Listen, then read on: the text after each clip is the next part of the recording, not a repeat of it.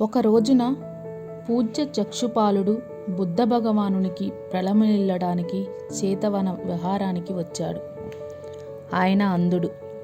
ధ్యానమగ్ధుడై విహార మందిరంలో అటు ఇటు నడుస్తుండగా ఆయన కాళ్ళ కింద పడి కొన్ని పురుగులు చచ్చిపోయినాయి. ఆ మరుసటి రోజు ఉదయం విహార భిక్షువులు కొందరు ఆయన్ని చూడటానికి వచ్చినప్పుడు కొన్ని పురుగులు చచ్చిపోయి ఉండటం చూశారు.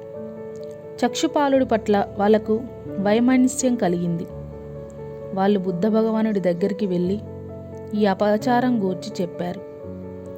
బుద్ధ భగవానుడు ఆ భిక్షువులను ఆయన ఆ కీటకాలను తొక్కి చంపడం మీరు చూశారా అని అడిగాడు. ఆ భిక్షువులు మేము చూడలేదు అన్నారు.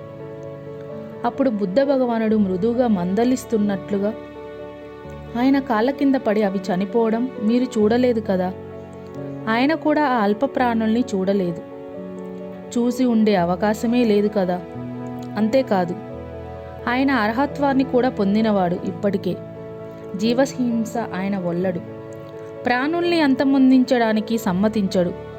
అటువంటి నిందార్హమైన పని ఆయన ఎన్నడూ చెయ్యడు అని బుద్ధ భగవానుడు అన్నాడు. అప్పుడు భిక్షువులు ఆయనకు అంధత్వం ఎందుకు సంప్రాప్తించింది అని అడిగాడు. ఎవరైనా సరే చేసుకున్న కర్మ ఫలితాన్ని ఎట్లా అనుభవించాలో చెప్పే చక్షుపాలుడి పూర్వజన్మ వృత్తాంతం బుద్ధ భగవానుడు ఆ భిక్షువులకు ఇలా వినిపించాడు. ఆయన ఒక జన్మలో నిపుణుడైన కంటి వ్యాధుల వైద్యుడు. ఒకసారి బుద్ధిపూర్వకంగా ఒక స్త్రీ కంటి చూపు పోగొట్టాడు. ఆ స్త్రీ తనకు కంటి జబ్బు ఏదో సంక్రమించింది, బాగా పేరున్న ఈ వైద్యుడి దగ్గర చికిత్స కోసం వచ్చింది. ఆమె పేదరాలు. ఆమె వైద్యుడితో తనకు పూర్తిగా వ్యాధి నిమ్మలిస్తే, కంటి చూపు బాగుపడితే తన సంతానంతో కూడా ఆయన ఇంట్లో పని మనిషిగా ఉంటానని చెప్పింది. ఆయన బాగా వైద్యం చేశాడు. తన పిల్లలతో తాను ఆ ఇంట్లో దాస్యం చేయాల్సి వస్తుందని భయపడిపోయి తన కంటి వ్యాధి పూర్తిగా నయం కాలేదని బొంకింది. అన్నమాట తప్పింది.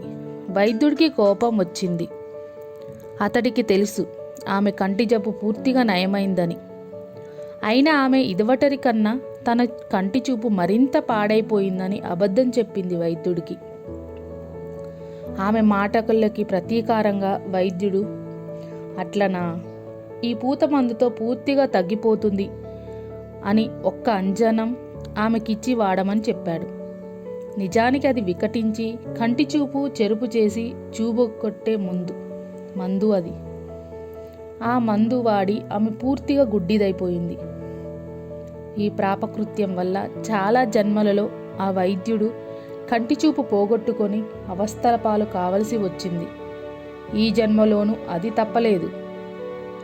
ఎవరికైనా హాని తలపెడితే, పాపపు పని చేస్తే ఆ చేసినవాడు ఆ పాపఫలం అనుభవించక తప్పదు.